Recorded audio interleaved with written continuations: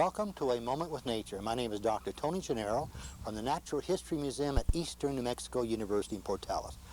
We're going to talk about horns and antlers, and there is a difference. This isn't an antler. Antlers are all bone. For a while, when they first are formed, they have some skin or epidermis on them called velvet, and that's scraped off. But they only last for a short period of time. Antlers are shed every year, found on deer, elk, caribou, and reindeer, and moose as well. Now the horn's a different story. The horn is not all bone. The horn is made up of a keratin material, same as our fingernails, such as claws and hooves. Now, typically the horn is not shed except for some animals. If we were to take this keratin material out, there would be a little spike of bone on the inside. For example, as we see in the American pronghorn right here, where we've taken off the keratin material, showing you the spike of bone. Thanks for being with us on A Moment with Nature.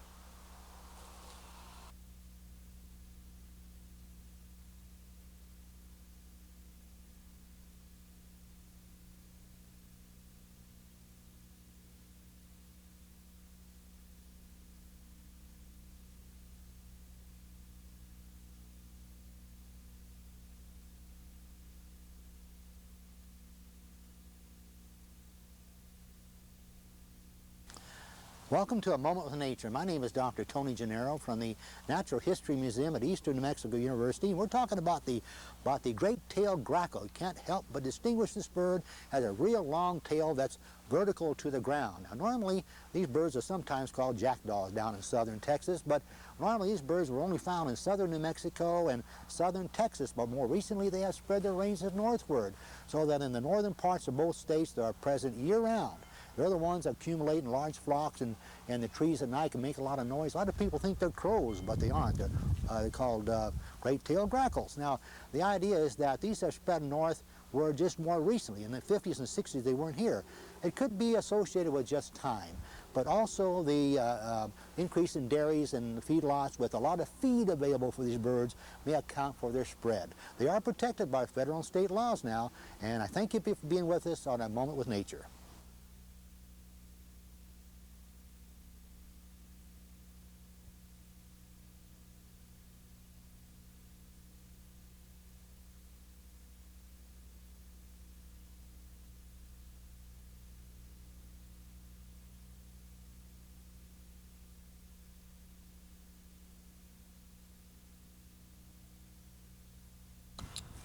Welcome to A Moment with Nature. My name is Dr. Tony Gennaro from the Natural History Museum at Eastern New Mexico University.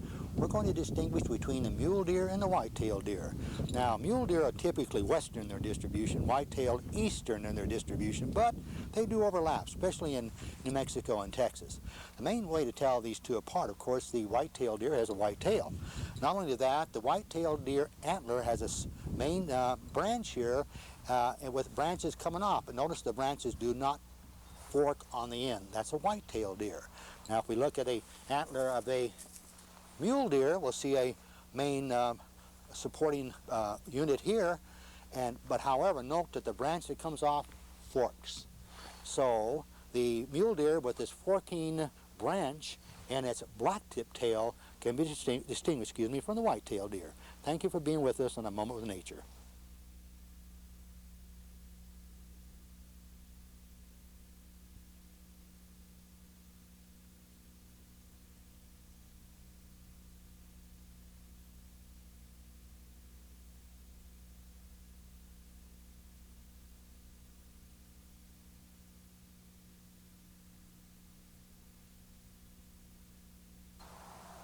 Welcome to A Moment with Nature. My name is Dr. Tony Gennaro from the Natural History Museum at Eastern New Mexico University. We're talking about the American kestrel this morning. Actually, this is a falcon, one of the smallest falcons in this part of the country. It is found in Texas and New Mexico year-round. Now, you can distinguish this little guy or girl because of the coloration. They're kind of rufous on the back and have little black and white faces, pointed wings, a tail that flips up and down all the time when on the power lines. And normally you'll never see two together. They're about a mile apart on these power lines, but just watch those tails flipping up and down. That's the American kestrel. Now, I did say the wings are pointed. That makes it a falcon. But if you ever go along and notice a bird in the air just hovering, just staying in one place with the wings flapping up and down, that's called hovering. That would be the American kestrel, trying to see or determine where prey might be on the ground. Now, these are very important birds to us because they eat insects, primarily insects. And in one season, one of these American kestrels can eat enough grasshoppers that would reach a pile higher than your average mailbox. Thanks for being with us on A Moment with Nature.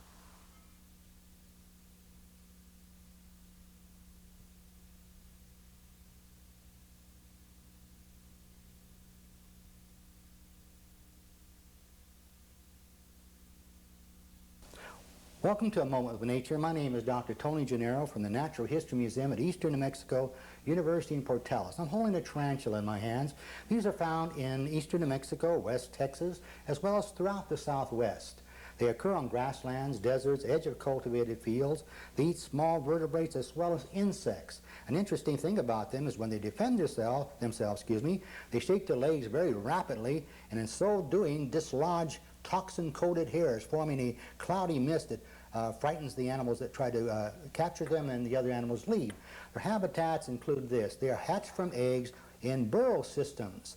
Now these, they stay near that burrow for 10 to 12 years and they remain black in color. After about 10 to 12 years, the females turn brown, and then the males stay black and roam in search of a female. And that's when we see them crossing highways and fields and things like that. Anyway, when they do find the female, they mate, the males do, and within a year, the males die. The females continue to live. And overall, the males live then 10 to 12 years, are black in color. The females live 17 years, are brown in color, and no need to worry about them. The bite of a tarantula is no more than the same as a bee sting. Thanks for being with us on A Moment with Nature.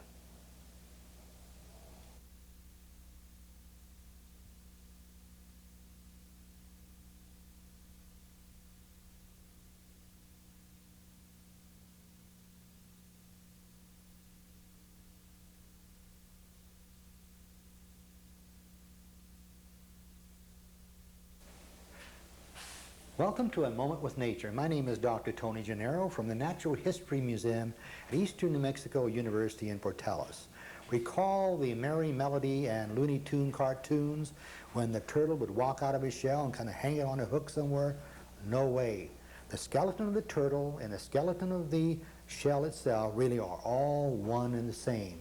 If you note carefully, you can see the vertebral column right here merges right in with the shell. And this is actually the hind limbs and forelimbs of the turtle, all merging together, so it's all one and the same thing.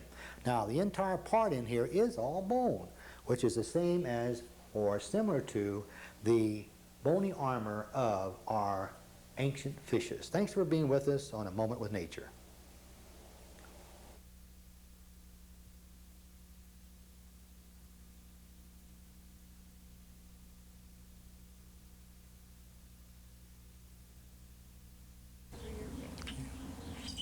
Welcome to A Moment with Nature. My name is Dr. Tony Gennaro from the Natural History Museum at Eastern New Mexico University. This morning we're looking at a dove. This is called a mourning dove. Now when we say mourning dove, we mean M-O-U-R-N-I-N-G, not M-O-R-N-I-N-G, because we refer to the mourning sound, like hoo-hoo, hoo-hoo, hoo-hoo. Sometimes they call them turtle doves. These particular doves are protected by Game and Fish Department, state and federal laws, and they are game birds, really. And the very interesting thing about them, really two things. One, their haphazard nest. If you ever see a little kind of pile of leaves on a branch, that's the mourning dove nest. Blows away very easily, they build another one. Another interesting thing about them is that they feed their young by means of regurgitating what we call pigeon milk. It's material from the crop right into the mouth of the bird, and that's kind of unusual. Well, thanks for being with us on A Moment with Nature.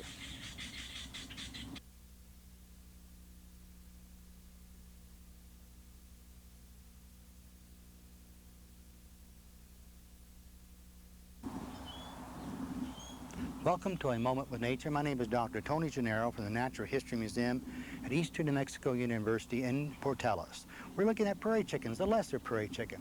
Actually, each spring about this time, the birds will gather in areas without vegetation, small pads of ground called leks.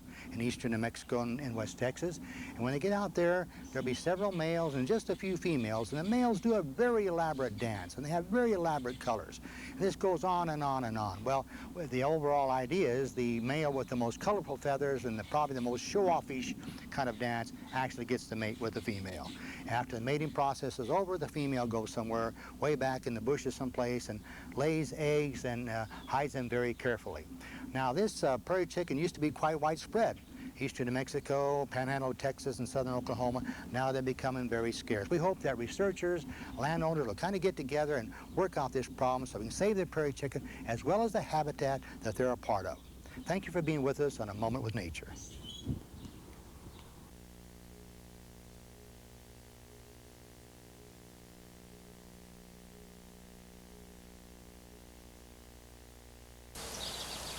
Welcome to A Moment with Nature. My name is Dr. Tony Gennaro from the Natural History Museum at Eastern New Mexico University. We are looking at fruit this morning, an orange and a tomato.